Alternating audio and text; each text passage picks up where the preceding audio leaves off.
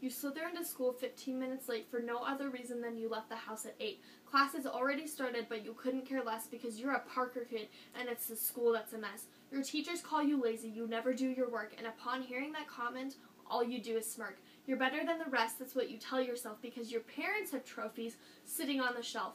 Money is no object, so you do what you want. Your girlfriend says she's worried, but you couldn't care less. And when it comes, you'll fail the real test, because life is about more than money, popularity, or fame. And the ones who did their work are the ones who will put you to shame. And in 20 years, when you're sitting in your mother's basement, home from your job as a grocery clerk, you'll realize that high school is more than it appears and wish you'd done your work. And you couldn't care more.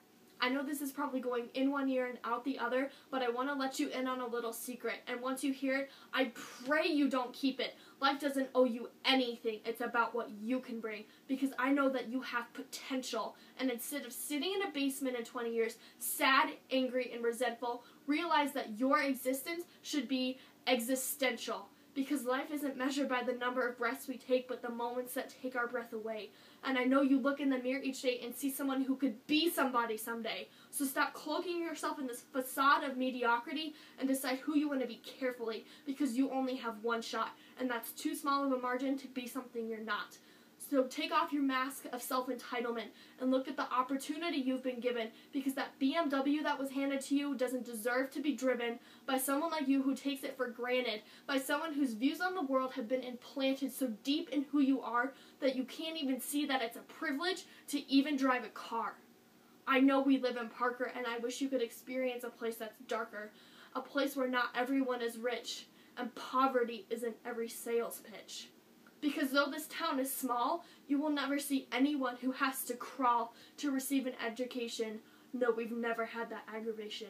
And this might come as culture shock, but the people who live down the block along with the rest of the world don't care who you are until you let your power unfurl.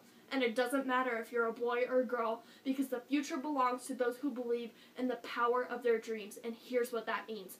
Wake up each day and realize that it has a purpose. Don't you dare let today be worthless. And when you're walking down the halls pondering something selfish, remember that there are people out there who'd kill to be in your spot, but they're helpless.